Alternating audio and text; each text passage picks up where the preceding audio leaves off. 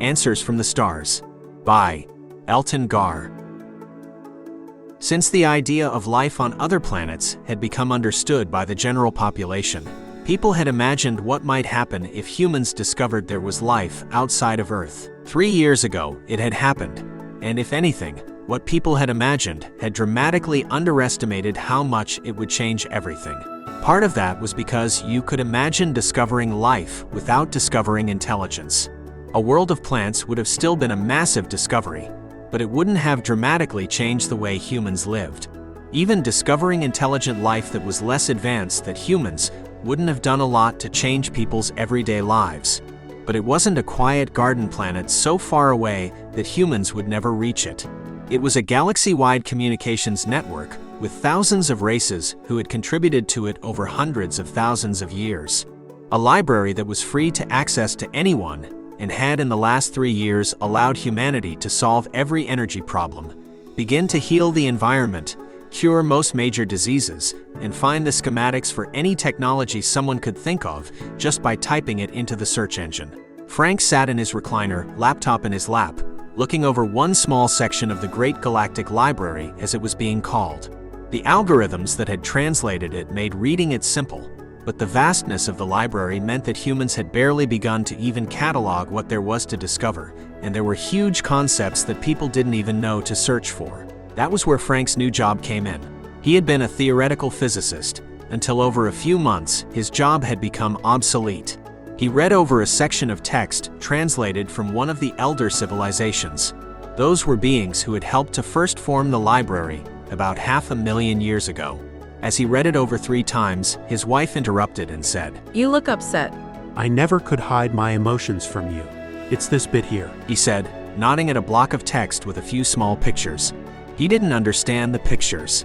Almost everything in the library required context, and humans had almost none of that, but the words seemed clear.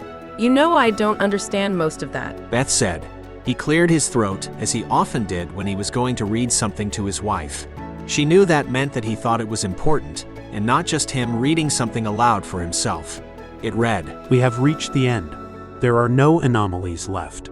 No math problems left to solve. We know the origins of the universe and its end. There are no mysteries left, only engineering." "What does that mean?" Beth asked. It means that my job isn't just temporarily changed until we catch up. It means that there are no new mountains to climb, no way to see further. We can't even expect to really expand our civilization, since they have established there is no good way to travel between solar systems in a human lifetime. We've reached the end. It may be a long and peaceful end, but it's still the end." Beth looked at her husband and said, "Have you spent much time with Henry recently?" Frank resisted the urge to be irritated with his wife. He was talking about one of the most important things that had ever happened to humanity, and she was complaining that he hadn't spent enough time with their kid. But he knew his wife well enough to know that something else was going on. "Not as much as I should. The truth is, he's been a bit exhausting recently. It seems like all he does is ask why," Frank said. "Yes, he is like his father that way.